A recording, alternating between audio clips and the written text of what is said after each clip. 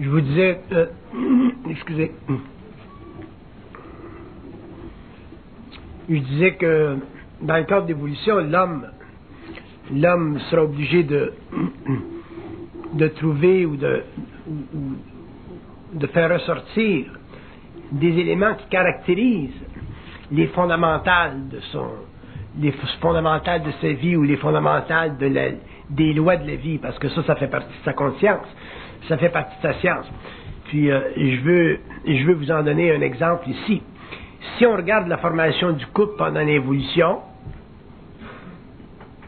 ce qui détermine ou ce qui marque le couple de l'évolution, c'est que le couple de l'évolution est très fortement marqué du karma, de la loi karmique. C'est-à-dire que pendant l'évolution, quand un homme ou une femme se rencontrent, ainsi de suite, pour former une famille, ainsi de suite, les liens karmiques sont très très puissants, sont très actifs au niveau des forces de l'âme. Donc, c'est comme si on dirait l'homme rencontre la femme qui a besoin, puis la femme rencontre l'homme qui a besoin dans la vie. Sur le plan de l'évolution, c'est la condition qui existe et qui fait partie du partenariat entre les forces astrales et les forces de la Terre. Sur le plan de l'évolution, la raison pour laquelle ce sera plus difficile pour l'homme et la femme de se rencontrer, c'est parce que dans l'évolution, le facteur karmique sera extrêmement réduit et même éliminé de l'expérience. Pour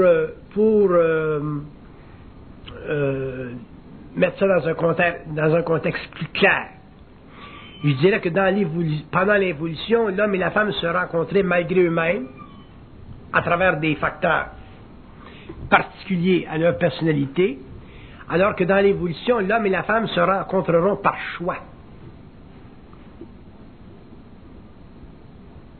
Par choix. Et quand je dis par choix, là, je ne veux pas dire le choix que vous pensiez avoir pendant l'évolution, parce que pendant l'évolution, vous n'en aviez pas de choix. On avait choisi pour vous les conditions.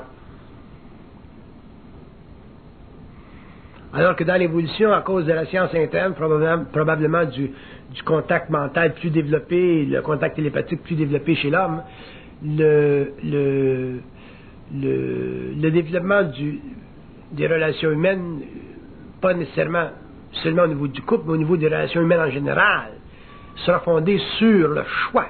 L'individu rencontrera dans la vie, établira avec qui dans la vie il veut partager son temps et ses énergies à partir d'une conscience mentale très spécifique à lui-même et très bien fondée sur ses propres assises individualisées. Alors que pendant l'évolution, il y a beaucoup de relations qu'on a établies, qu'on a développées pendant notre expérience, qui étaient fondées sur des pressions psychologiques qui étaient issues des conditions sociales de la race à l'intérieur de laquelle nous étions en évolution ou en développement.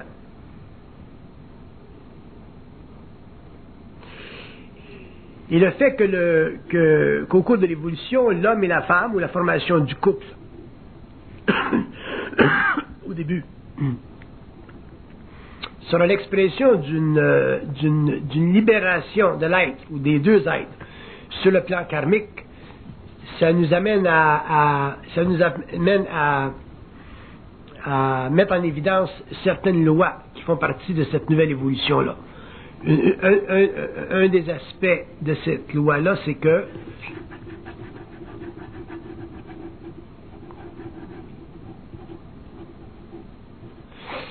un de ces aspects, c'est que l'homme et la femme n'auront pas à répondre dans la formation d'un couple, ou même dans la formation de liens en dehors du couple sur le plan social, n'auront pas à répondre autre qu'à eux-mêmes, ce qui n'était pas le cas pendant l'évolution.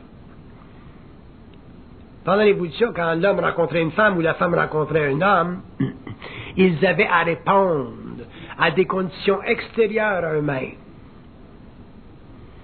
Simplement le fait de tomber en amour pendant l'évolution invitait l'homme et la femme à perdre un certain pourcentage de leur identité pour bénéficier de cette expérience extrêmement astrale et vivante qu'on appelle l'amour astral. Alors que pendant l'évolution, l'homme et la femme vivront effectivement cet amour qu'ils ont connu pendant l'évolution, mais ils le vivront à un autre niveau, autrement dit, d'une manière beaucoup plus intelligente, beaucoup plus éclairée, de sorte que le facteur karmique qui régit l'âme sera moins présent que le facteur esprit qui fera partie de l'intelligence unifiée de la conscience humaine nouvelle.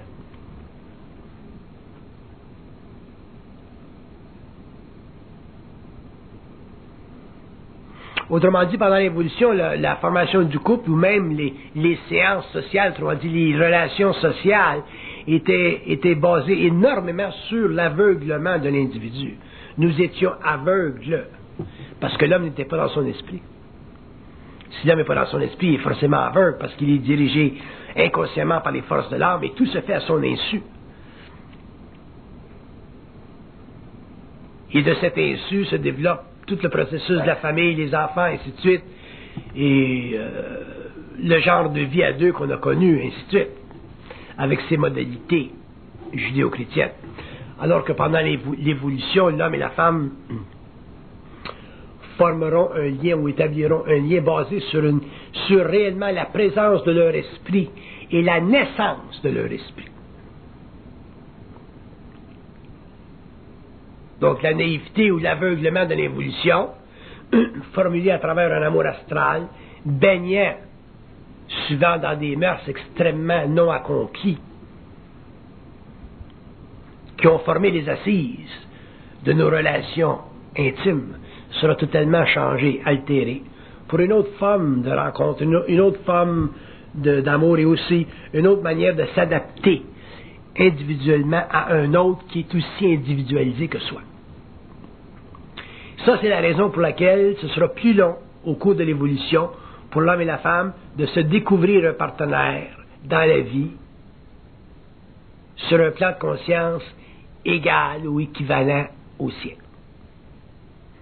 Donc, si vous ne découvrirez pas d'être dans la vie avec autant de facilité que vous auriez pu le faire pendant l'évolution, c'est normal. Et il ne s'agit pas pour l'homme nécessairement de se décourager, parce que ça fait simplement partie de l'élimination des facteurs karmiques de la conscience. Donc ça peut apporter un petit peu d'encouragement à ceux qui cherchent depuis longtemps.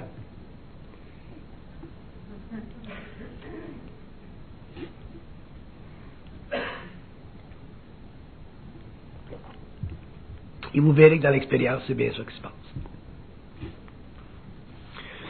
L'élimination du facteur karmique dans une relation humaine, quand on est conscient, c'est très important parce que le facteur karmique assujettit la conscience de l'ego aux forces de l'âme et automatiquement force l'individu d'expérimenter l'autre pendant un certain nombre d'années malgré lui-même.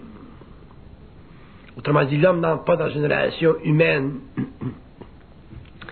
à partir d'un choix mental conscientisé. Il entre dans une relation humaine à partir des apports extérieurs à sa conscience sensible, astralisée, aimante, ainsi de suite. Et effectivement, très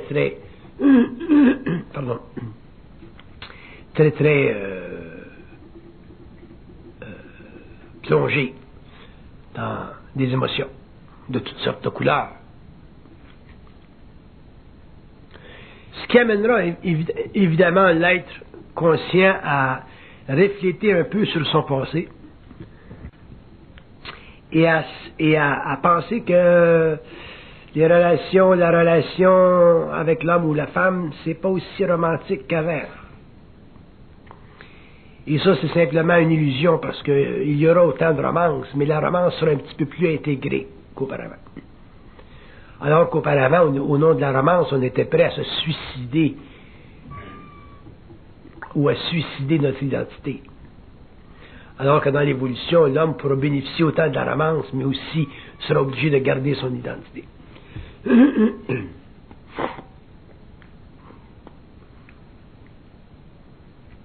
Une grande différence. Et sur le plan psychique, c'est très évident, la différence. Sur le plan psychologique, c'est peut-être moins évident, mais sur le plan psychique, c'est très évident. L'homme conscient ne peut pas trafiquer avec l'amour comme l'homme inconscient le fit. Quand je parle de l'homme génériquement parlant. Parce qu'il est trop conscient des trappes astrales, il est trop conscient de l'insuffisance de l'expérience. Si l'expérience n'est pas totalement complétée par un rapport d'esprit équilibrée, intégrale chez les deux et sans condition. Sinon, il y aurait trop de souffrance pour l'être de l'évolution. Il y a trop de souffrance. Il y a une sorte de souffrance que connaît l'homme conscient qui ne fait pas partie de la programmation de l'homme inconscient. Une sorte de souffrance que l'homme conscient vit, une sorte de tension psychique qu'il connaît, qui fait partie de son être, que l'homme inconscient ne connaît pas. C'est une sensibilité d'un autre niveau. D'ailleurs, c'est ce qui différencie l'homme de l'involution de l'homme de l'évolution. Donc, l'homme de l'évolution ne peut pas souffrir dans une relation de couple. Trop, parce que ça l'épuiserait énormément, à cause de sa sensibilité vibratoire. Alors que pendant l'évolution, les souffrances que l'homme et la femme se créaient mutuellement au nom de l'amour, c'était absolument abominable, c'était vraiment du théâtre shakespearien.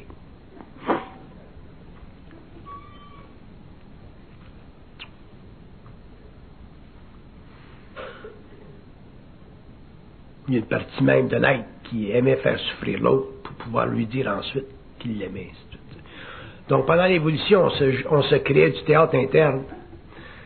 Un théâtre interne pour favoriser l'aiguillonnement, si vous voulez, de cet amour-là, qui était totalement difforme et totalement irréel. Alors que pendant l'évolution, l'homme ne pourra pas jouer ses games, ses jeux ou ses games, pour employer un terme anglais, ces games égocentriques-là, parce qu'il y aura trop d'esprit. Et c'est ça qui fera en sorte que l'élément karmique sera éliminé, autrement dit, que finalement l'homme prendra sous son contrôle les forces de l'âme, qui sont très très puissantes, et qui ont tendance à bousculer l'être, et à la forcer dans une relation malgré son intelligence, malgré son esprit. Et on peut dire que beaucoup d'êtres dans le monde se sont rencontrés malgré leur intelligence, malgré leur esprit. Ils se sont rencontrés par rapport à des facteurs astraux qui faisaient partie de la conquête de leur identité et qui émanaient des forces de l'âme et qui faisaient partie de la programmation et qui représentaient dans l'expérience un facteur karmique extrêmement important. C'est pour ça qu'on peut dire qu'en général, les gens qui sont ensemble, qui ont été mariés sur la Terre, n'ont pas été nécessairement heureux dans le sens intégral du terme. Ils se sont souvenus de périodes antérieures plus heureuses, mais on ne peut pas dire qu'ils ont connu des unions heureuses dans le sens rempli au niveau mental. D'ailleurs, j'ai tendance à éliminer le terme heureux du vocabulaire de l'expérience humaine, parce que le terme heureux nécessite automatiquement une bâtardisation de la présence de l'esprit dans une relation humaine. Un être conscient n'a pas besoin d'être heureux, il est bien dans sa peau, point final. Tandis que pendant l'évolution, on avait besoin d'être heureux en amour. Donc, on sait ce que ça crée, ou ce que ça a créé, le bonheur d'être en amour pendant l'évolution. Ça nous a créé des périodes heureuses où on a eu des enfants, où on a eu des maris qui étaient bien, comme ça nous a créé des périodes très très creuses, où le mari n'était pas bien, puis les enfants étaient malheureux. Donc, ça faisait partie du joug de l'évolution, ça faisait partie de l'expérience, de la conscience de la race. Mais ça ne faisait pas partie de la conscience intégrale de l'homme nouveau. Donc, l'homme conscient, l'homme nouveau, cherchera plutôt à être bien dans sa peau. Quand il est bien dans sa peau, à ce moment-là, il éliminera l'élément karmique de son couple,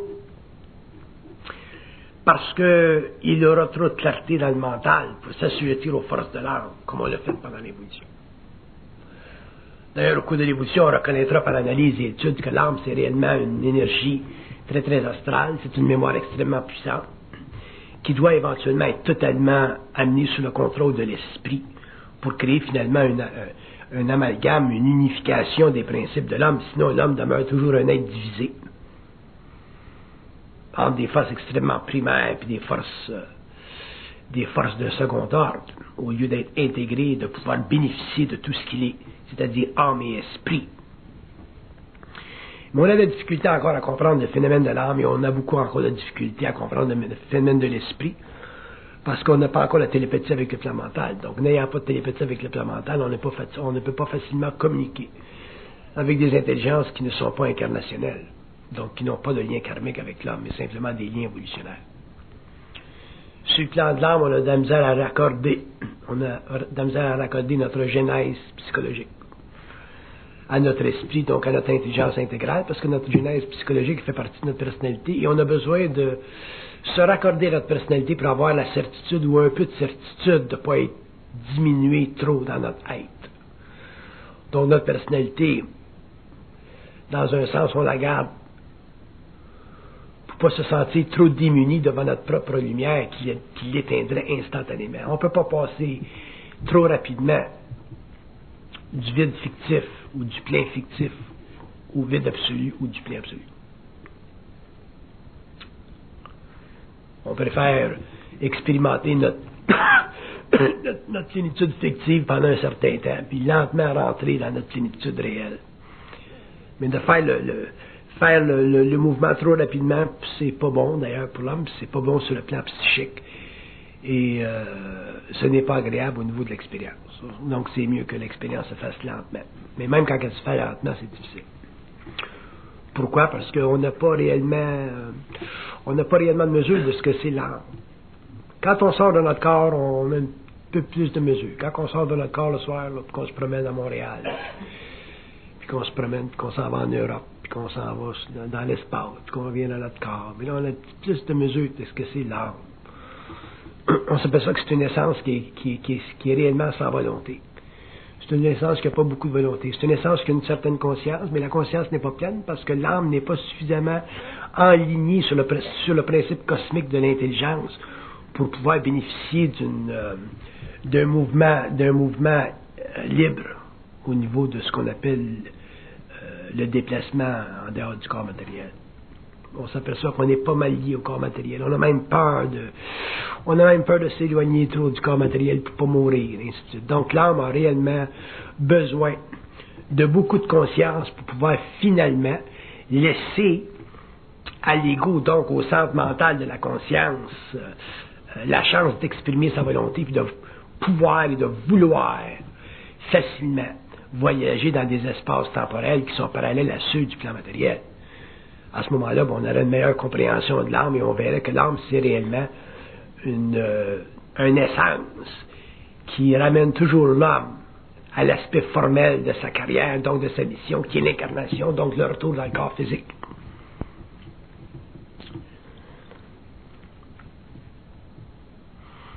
Avec l'évolution, les études, les analyses, puis les expériences, puis les différentes sortes de projections que l'homme connaîtra dans son expérience, il réalisera que l'âme est réellement un quantum d'énergie qui est anti-homme. Et ça, c'est pas évident pour l'homme de réaliser que l'âme est anti-homme. Parce que l'homme a tendance à associer sa réalité avec le bien-être de sa future évolution. Puis c'est pas le cas. La future évolution de l'homme est totalement sous le contrôle et le pouvoir de son esprit. Il n'a rien à voir avec la condition sine qua non de l'âme. L'âme, c'est simplement de la mémoire. C'est un quantum d'énergie qui a une certaine évolution, qui a progressé dans le temps, dans le passé, qui est arrivé à un certain moment donné de devoir s'unir un petit peu plus avec ce qu'on appelle le feu cosmique, donc le principe créateur de l'esprit, ou le rayon de la création, si vous voulez, qui est à la source de la pensée humaine. Le problème qu'on a aujourd'hui sur le plan philosophique, sur le plan de la pensée, sur le plan de la conscience, sur le plan de la connaissance, sur le plan de l'esprit, sur le plan de la science, c'est notre capacité vibratoire d'interroger absolument ce rayon-là qui fait partie de notre être-té universel et de notre conscience systémique. On a de la difficulté à faire parce qu'on est trop pris dans les forces, on est trop pris dans l'âme, on est trop de l'âme. Il y a trop d'âme chez l'homme, pas assez d'esprit. Mais ça fait partie de l'évolution, puis ce n'est pas nécessairement un reproche qu'on fait à l'humanité, parce que l'humanité est dans ce cycle d'évolution. Mais c'est une condition qui doit être étudiée pour que l'homme éventuellement en arrive à se libérer des forces de l'âme. Ce qui veut dire quoi, se libérer des forces de l'âme? Ça veut dire ultimement se libérer de la crainte. Si on parle des forces de l'âme, on parle de crainte. Si on parle des forces de l'esprit, il n'y a pas de crainte. La crainte n'existe pas dans l'esprit, mais la crainte existe dans l'âme. Donc on peut dire que techniquement, la sommation des forces de l'âme, c'est la sommation des pulsions de la crainte dans l'âme. Donc, la sommation des pulsions de la crainte dans l'homme, c'est la manifestation de son animalité. Donc, c'est la manifestation de son incorporation dans la matière. Donc, c'est la manifestation et c'est la mesure de son incapacité de voyager dans le temps, librement, avec une conscience morantielle et un corps qui lui est propre, qu'on appelle le corps éthérique. Mais ça aussi, ça fait partie de l'évolution. Mais au moins, on est rendu à un point à la fin du 20e siècle où on peut commencer à interroger les différents plans de conscience qui ont constitué pendant l'évolution les mystères et qui demain permettront finalement à l'homme de s'éveiller à son esprit et de s'éteindre de plus en plus aux forces de l'âme, qui sont responsables de sa programmation et qui nécessitent une programmation pour s'aligner sur les différentes facettes planétaires de son évolution. Une âme ne peut pas s'incarner dans un corps matériel sans programmation, parce qu'une âme n'a pas d'intelligence. Donc l'homme, quand il s'incarne avec une âme. Donc il s'incarne forcément avec une programmation. Donc l'homme a vécu pendant l'évolution assujetti à une programmation effroyable, fondamentalement anti-vie, anti-âme. On a simplement étudié l'histoire de l'humanité pour voir jusqu'à quel point l'homme a été réellement manigancé dans les énergies de son âme. Que l'on regarde les moments les plus élevés des civilisations romaines, grecques, égyptiennes, Renaissance, et qu'on regarde les plus bas fonds de ces mêmes civilisations, on s'aperçoit que l'homme a toujours joué un rôle au détriment de la conscience. Les Romains ont fait des architectures extraordinaires, mais ils ont aussi mangé des hommes dans les cirques.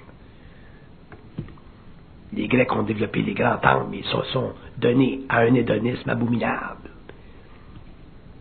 Les Égyptiens ont conquis la matière au niveau pyramidal, au niveau des masses, mais ils ont totalement dominé l'esclavage humain.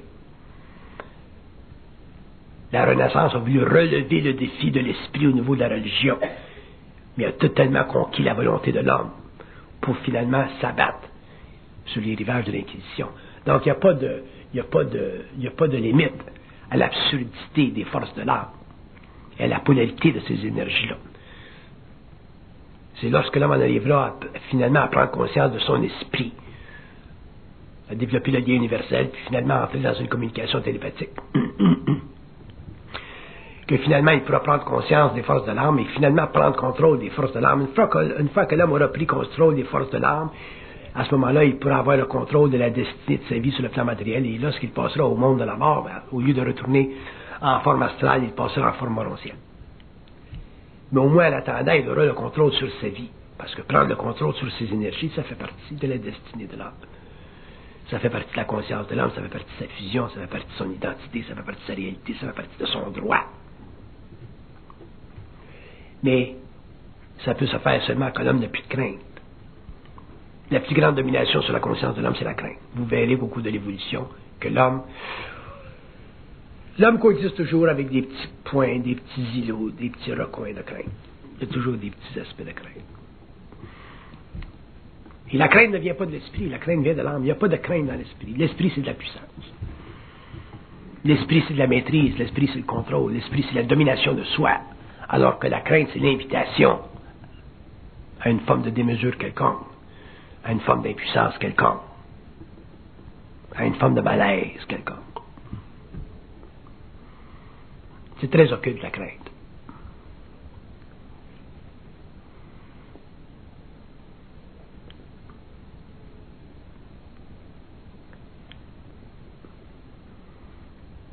Si l'homme n'avait pas de crainte, il ne mourrait pas en forme astrale. Il mourrait en forme morontienne.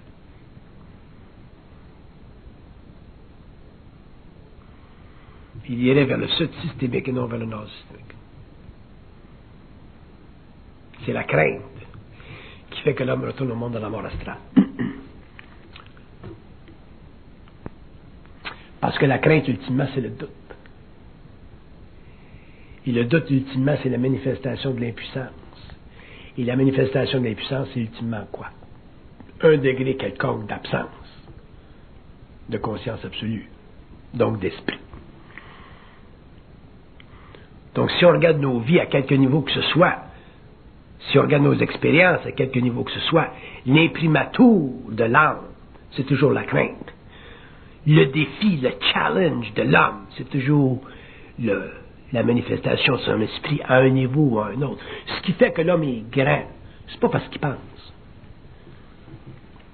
parce que la nature de son esprit passe à travers le mécanisme de sa pensée qui est confondu avec son ego et qui lui donne la capacité de toujours aller plus loin, puis plus loin, puis plus loin, puis plus loin. C'est ça qui fait que l'homme est grand. Même dans l'expérience banale de tous les jours, on est grand. Pourquoi? Parce qu'on perd notre job, on s'en trouve un autre. On perd nos familles, on perd nos enfants par la mort. On se récupère, on perd nos maris, nos femmes, on reconstitue nos vies. C'est ça qui fait que l'homme est grand. Mais ça, c'est une petite grandeur. Il y a d'autres grandeurs de l'homme qui sont insoupçonnées, qui ne font pas partie de sa science, qui ne font pas partie de sa conscience, parce que l'homme n'a pas encore appris à parler. Il faut que l'homme apprenne à parler pour pouvoir découvrir ce qu'il sait. Si vous n'apprenez pas à parler, vous ne saurez jamais ce que vous savez. Vous serez obligé d'écouter les mots des autres, les paroles des autres. Si vous écoutez les mots et les paroles des autres, vous deviendrez simplement des disciples, ou des étudiants, ou des êtres secondaires. L'homme, il faut qu'il parle.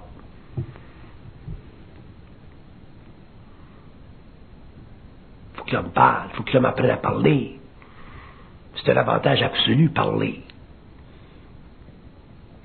Mais on s'habitue petit à petit à parler quand on apprend petit à petit à éliminer de soi-même le doute, qui veut dire éliminer de soi-même la crainte, et ainsi de suite.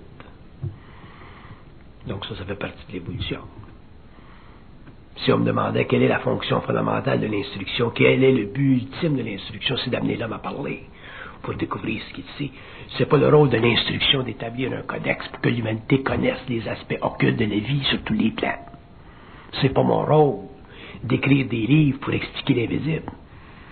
Je le fais simplement pour amener l'homme à reconnaître qu'il a en lui des promesses d'un savoir qui fait partie de sa propre lumière. C'est la seule raison que j'écris des livres. On ne peut pas écrire des livres sur des choses qui sont sans fin. C'est ridicule.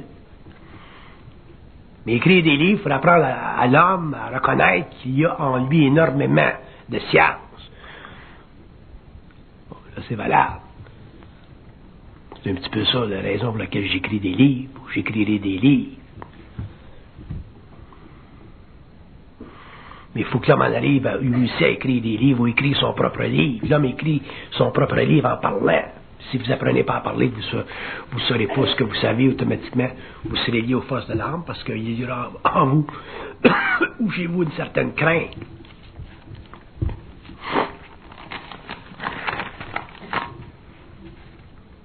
Et la plus grande crainte que l'homme peut avoir sur le plan de la parole, c'est la crainte de faire une erreur.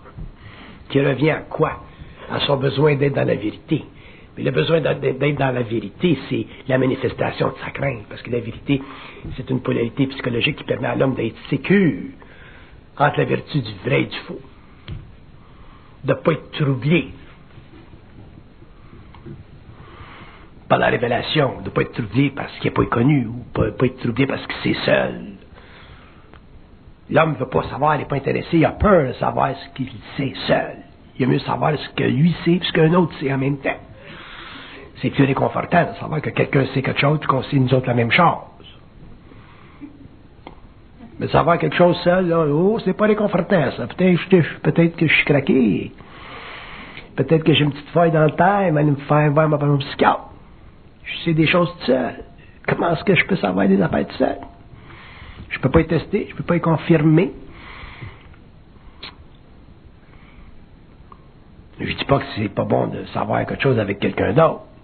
Mais ce que je veux dire, c'est commencer par le savoir tout seul d'abord. Parce que si vous n'êtes pas capable de savoir tout seul à ce moment-là, c'est parce qu'il y a de la crainte. Si vous êtes capable de savoir tout seul, allez voir quelqu'un d'autre, il va faire la même chose, il va savoir tout seul. Fait que là, vous allez savoir tous les deux que peut-être que vous n'êtes pas aussi fou que vous avez l'air.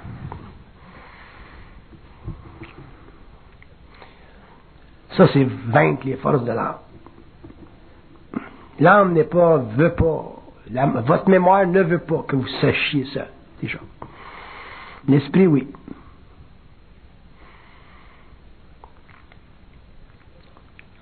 Il y a une très grande différence entre l'âme et l'esprit. L'âme, c'est la totale définition de ce que l'homme n'est pas. En tant qu'être de lumière. L'esprit, c'est une autre définition. L'esprit, c'est la totale définition de ce que l'homme est en tant qu'être de lumière, mais n'est pas en tant qu'être expérientiel. C'est pour ça que l'homme n'est pas capable de voyager dans le temps. L'homme n'est pas capable de sortir de son corps sans aller en forme astrale, puis sans se promener avec un cordon ombilical qui le ramène à son corps. Parce qu'il a peur. Pourquoi est-ce qu'il a peur? Parce que peut-être qu'il ne rentrera pas dans son corps. Mais pourquoi est-ce qu'il a peur de ne pas rentrer dans son corps? Pourquoi est-ce que l'homme a peur de ne pas rentrer dans son corps quand il sort en forme astrale?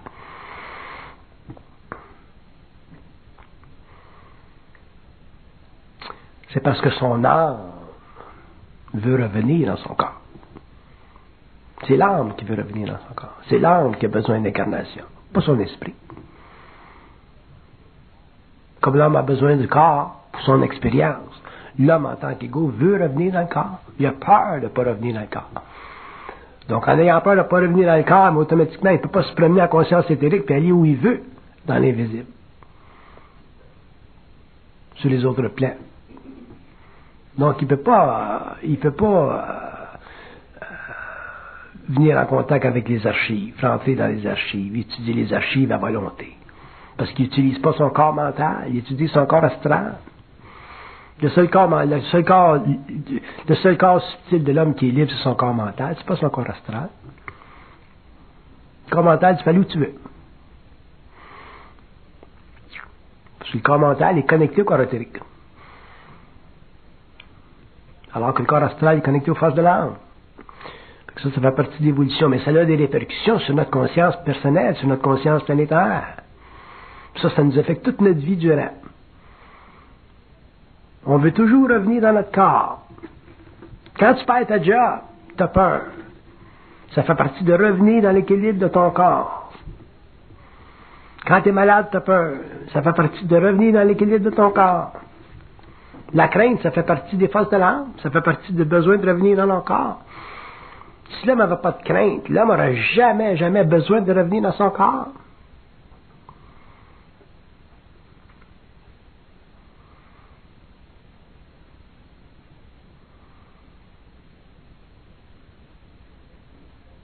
Donc à ce moment-là, sur le plan mental, il serait libre, puis il pourrait vivre sa conscience comme il veut. Fait que s'il perdait sa job, mais il ne serait pas en déconfiture. Les événements de la vie se produiraient, puis il ne serait jamais en déconfiture. Parce que la non-existence n'existe pas au niveau de l'esprit. Alors que la non-existence existe au niveau de l'âme, et c'est quand l'âme sort du corps matériel. Quand on a peur de perdre notre job, qu'on a peur de perdre notre femme, qu'on a peur de perdre nos enfants, qu'on a peur de perdre notre char, c'est de la non-existence. On a peur de la non-existence. Mais ça, c'est l'âme qui a peur de ne pas revenir dans son corps. C'est un phénomène totalement astral, la non-existence. Mais si l'homme était dans son esprit, il ne vivra jamais la non-existence. Donc, ces éléments-là psychologiques qui font partie de la déformation de son ego, il ne connaîtra pas ça. Donc, l'homme ne sera jamais malheureux dans la vie. Il n'aura jamais peur. Donc, il passera simplement d'une étape à une autre au lieu de passer d'une expérience à une autre. Mais on passe toujours d'une expérience à une autre, puis ça n'arrête pas. Puis on s'aperçoit que, finalement, on a trouvé notre job. Ah, c'est pas c'est pas si pire. On s'est trouvé notre chum. C'est pas si pire. La vie, elle n'arrête pas. Effectivement, ça n'arrive pas, c'est un continuum. Mais on ne le réalise pas au niveau psychique. On ne réalise pas instantanément au niveau psychique que la vie, c'est un continuum. On a toujours l'impression que la vie, c'est une période qui dure, puis ça change. Ça change pas. La vie, c'est un continuum. Nous autres, on change parce qu'on a peur. On n'est pas capable de traiter la vie d'une façon continue. On la traite toujours d'une façon discontinue.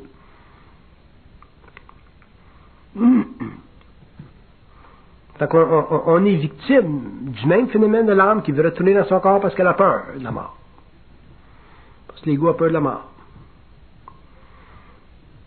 Avoir peur de perdre sa job, ça fait partie de la même chose. C'est simplement un niveau plus matériel, plus basic.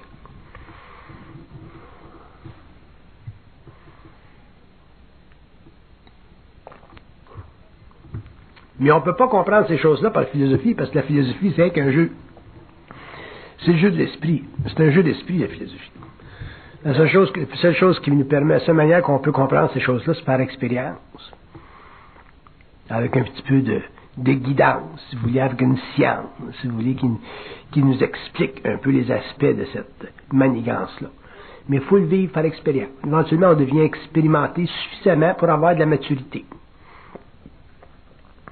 Vous ne pouvez pas avoir de maturité sans expérience. La maturité dont je parle, c'est de la maturité réelle. Vous ne pouvez pas avoir de maturité sans expérience. Maturité, ça veut dire que vous avez un certain contrôle sur votre vie. Vous avez un certain contrôle sur vos émotions quand votre job est perdu. Quand la compagnie ferme ses portes. Vous avez un certain contrôle sur vos émotions quand votre enfant se fait frapper par un automobile. Vous avez un certain contrôle sur vos émotions quand vous êtes malade. Mais ça, c'est de la maturité. Ça fait partie d'avoir une conscience continue de la vie. Si vous avez une conscience continue de la vie va vous venir. Mais si vous n'avez pas conscience continue de la vie va vous échapper, elle va vous passer entre les doigts. Parce que la vie, elle est refusée à ceux qui refusent sa continuité, c'est évident. La vie, par ses propres lois internes, va refuser à ceux qui la refusent.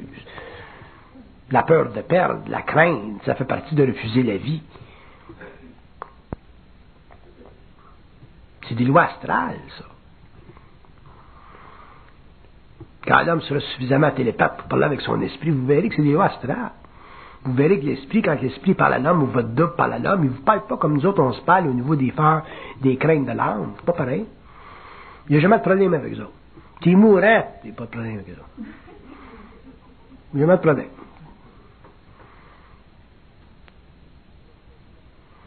L'esprit ne vous considère jamais malade, mourant.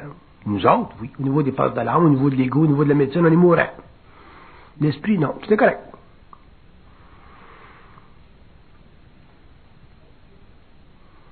Je parle d'expérience. C'est l'affaire de continuité. Mais on vit beaucoup plus notre vie au niveau de la discontinuité qu'au niveau de la continuité. Si on vivait notre vie au niveau de la continuité totalement, ça serait équivalent à ce que les hindous ont appelé le nirvana.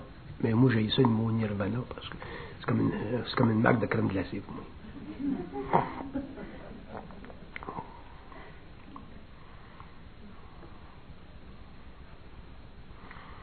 C'est facile d'être nirvanique quand tu descends dessus d'un arbre, il y a du monde qui vient te nourrir, puis tu n'as pas de ça. Mais quand tu travailles dans une corporation à Montréal, là, sa femme c'est porte, puis tu as un loyer à payer, tu as un mortgage à payer, tu as un char à payer, tu as la télévision à payer, puis tes enfants qui ont un coqueluche, là. Je te dis que c'est une autre sorte de vie qui est assis là-dessus d'un arbre, d'un ashram.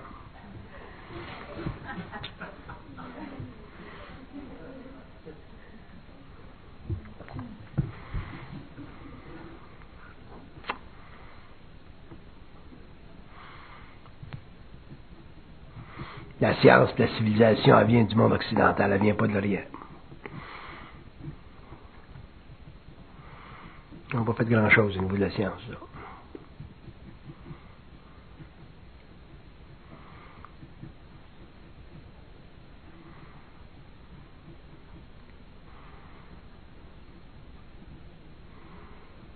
Au niveau des mathématiques, au niveau de la chimie, au niveau de l'architecture.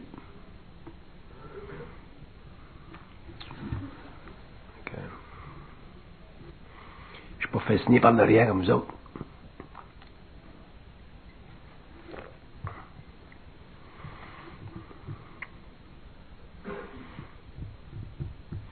Les gens qui vont aux Indes, ils vont dépenser 10 000 $ pour se faire donner un mantra, là. C'est un secret, elle ne dit pas ça à personne. Ça coûte combien? 10 000 $. Faut-tu être charlataniste? On est tellement fasciné par les Indes. Allez vivre là un petit peu de temps, si vous n'êtes pas fasciné bien gros. Mais l'occidental il est naïf parce que l'occidental a développé la partie rationnelle de l'intelligence. Fait que tout ce qui est mystique pour lui, c'est merveilleux.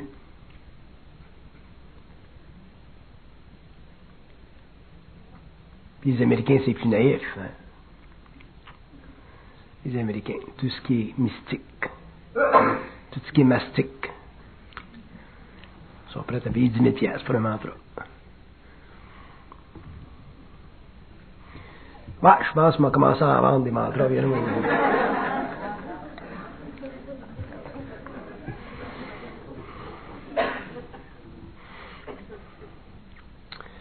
Ouais, ça fait on fait du.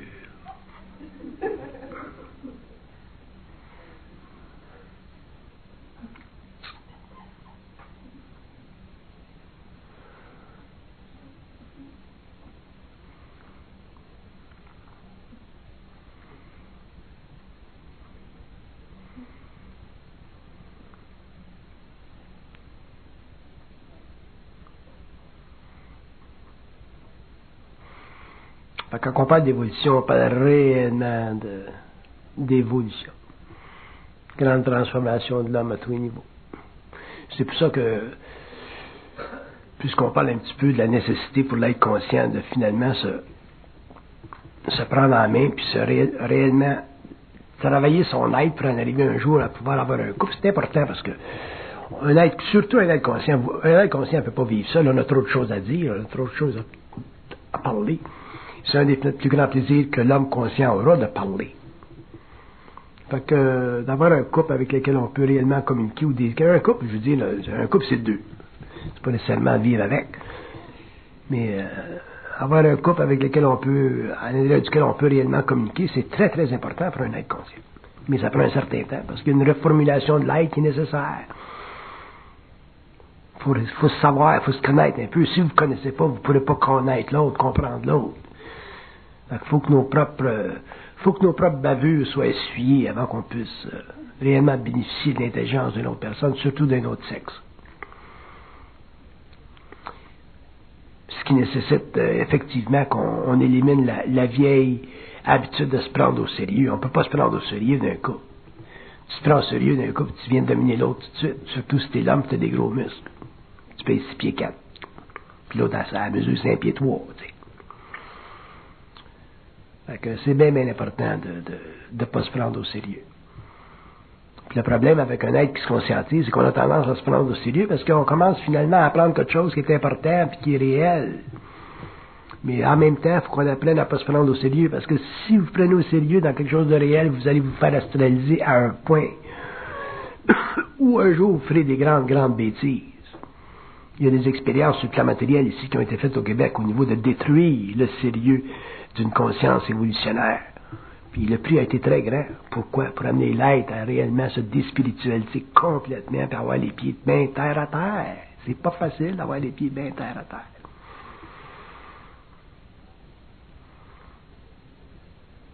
Tu te mets pas les pieds bien terre à terre parce que tu veux puis quelqu'un te le dit. Il faut que ça fasse partie de ta transformation. La transformation de ton être. Pour pouvoir finalement être intelligent tout le temps. Pas une temps en temps. C'est pour ça que la formation d'un couple conscient, c'est réellement ce sera réellement le résultat de la transmutation de deux êtres en évolution. Ce ne sera pas la formation d'un contrat social. Ce ne sera pas le résultat simplement d'un contrat social. Ça va nécessiter d'autres choses. Sinon, vous allez vous retrouver dans des conditions archaïques, des conditions anciennes. Puis vous allez sentir le vide de votre partnership. Il va y avoir un vide parce que vous ne serez pas réel. Dans un couple conscient, il y a une certaine réalité. Ça peut vous donner une totale la réalité, mais il faut qu'il y ait une certaine réalité. Sans ça, il y a quelqu'un qui va vous découvrir. Il y a quelqu'un qui va vous savoir. Il y a quelqu'un qui va vous voir. C'est un des propres de la conscience éveillée de voir.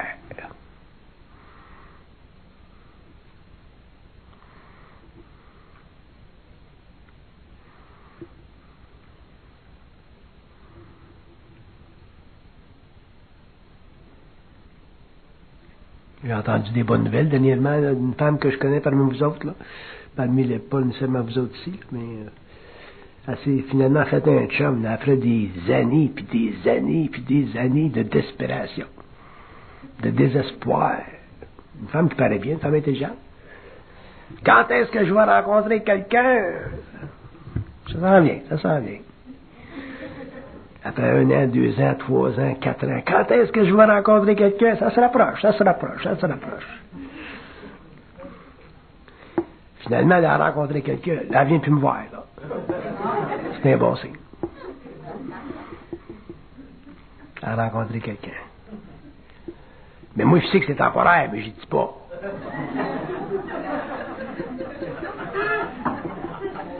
Mais au moins, je laisse le plaisir d'avoir l'impression d'avoir rencontré quelqu'un. C'est déjà pour elle une grande chose.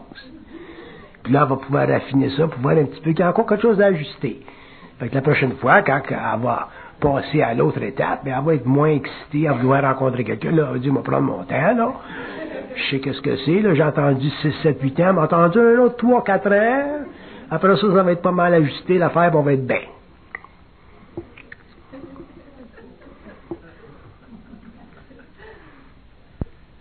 Mais je suis pas pour gâter son expérience. Je suis content qu'elle ait rencontré quelqu'un après 5, 6, 7 ans. Elle mérite de goûter un petit peu à ce fruit.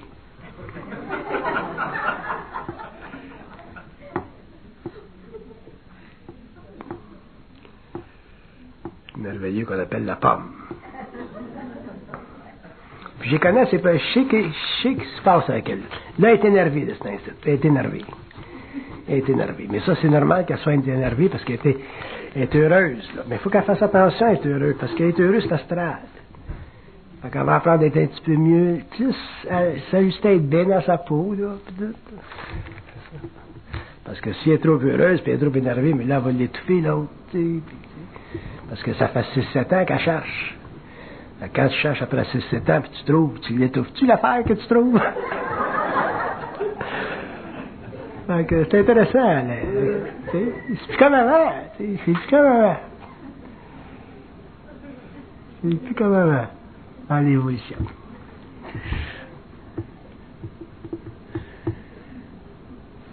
Fait que je continuerai à vous parler, mais je suis tanné.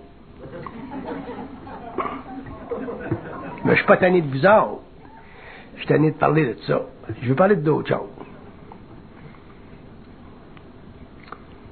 Mais je vais voir ce que mon boss en haut dit. On va voir ce qu'il veut parler de grand. Des fois, il est de bonne humeur. Des fois, il n'est pas de bonne humeur. On va essayer de bonne humeur.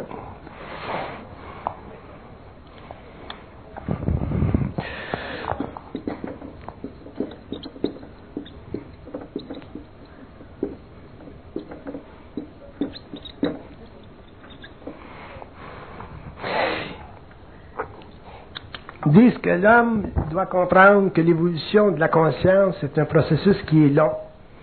Et l'homme doit en arriver petit à petit à pouvoir faire confiance à son esprit sans faire confiance à son esprit. Il faut que l'homme en arrive, à faire confiance à son esprit sans faire confiance à son esprit. C'est ce que ça veut dire. Faire confiance à son esprit, ça veut dire savoir, en arriver à savoir que la vie, c'est continu. Si vous savez que la vie, c'est continu, vous faites confiance à votre esprit. Vous perdez votre job, vous savez que la vie est continue, tu vas en avoir un autre. Ton enfant, il se fait frapper par un automobile, la vie est continue. Il s'en va sur son plan, puis il est bien. La vie, c'est un continuum. Ça fait partie de confiance à son esprit. Faire confiance à son esprit, dans ce cadre-là, c'est normal, ça doit être comme ça. Mais si l'homme fait confiance à son esprit au niveau psychologique, il va se faire attraper au niveau de son ego. Donc, je veux que vous compreniez la différence.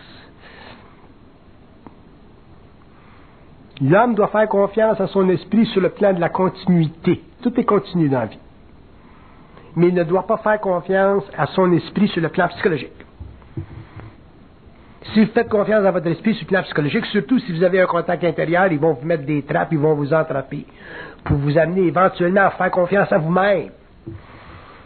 Parce que techniquement, quand un homme est conscient, qu'il fasse confiance à son esprit ou qu'il fasse confiance à lui-même, c'est la même affaire, c'est unifié cette affaire-là.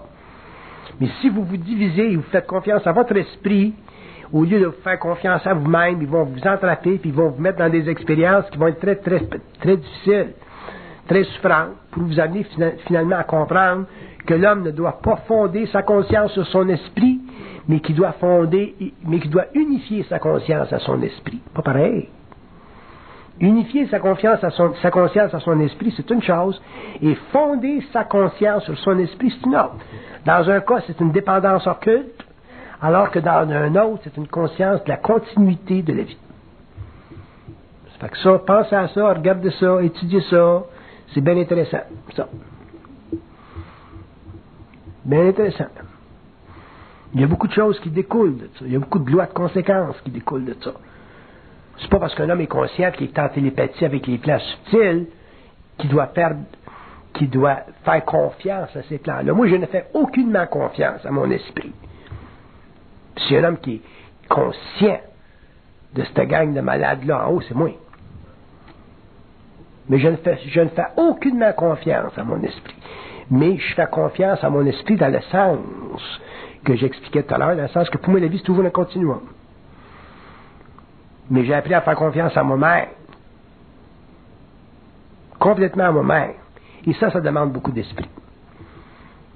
Sinon, on devient dépendant, puis devenir dépendant des forces occultes, c'est le pire qu'on puisse faire. Parce que l'homme ne connaît pas les lois de ces mondes-là. C'est des mondes qui sont totalement différents de notre monde. Totalement différents. C'est très important au cours de l'évolution, puis ça fait partie de la psychologie évolutionnaire, que l'homme réalise ceci. Si un jour l'homme en arrive à bénéficier d'une conscience télépathique avec ces plans-là, au moins il ne sera pas, esclave de ces forces-là qui sont très grandes. Très grandes. Très, très grandes. Je sais comment elles sont grandes, ces forces-là. L'homme sera libre. On a tendance, parce qu'à cause de la condition, on a tendance à vouloir avoir des maîtres au-dessus de nous autres. On va avoir des maîtres au-dessus de nous autres. On aime ça, même avoir un esprit qui nous parle et qui nous dit, ça marche pas de même. C'est une chose que l'homme doit totalement éradiquer de sa conscience. L'homme doit en arriver à prendre contrôle lui-même de son énergie. Jamais être dicté par les forces occultes. Les forces occultes sont là pour éclairer l'homme, ne sont pas là pour le rendre intelligent. Pour éclairer, pas pour le rendre intelligent. La lumière est éclaire dans la chambre, elle ne dit pas où t'asseoir.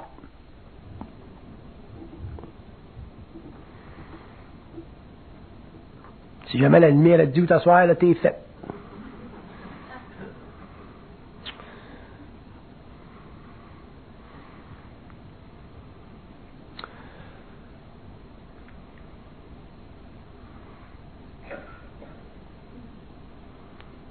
Je peux-tu arrêter le tape? Je suis tanné de parler en tape. Je peux-tu arrêter le tape?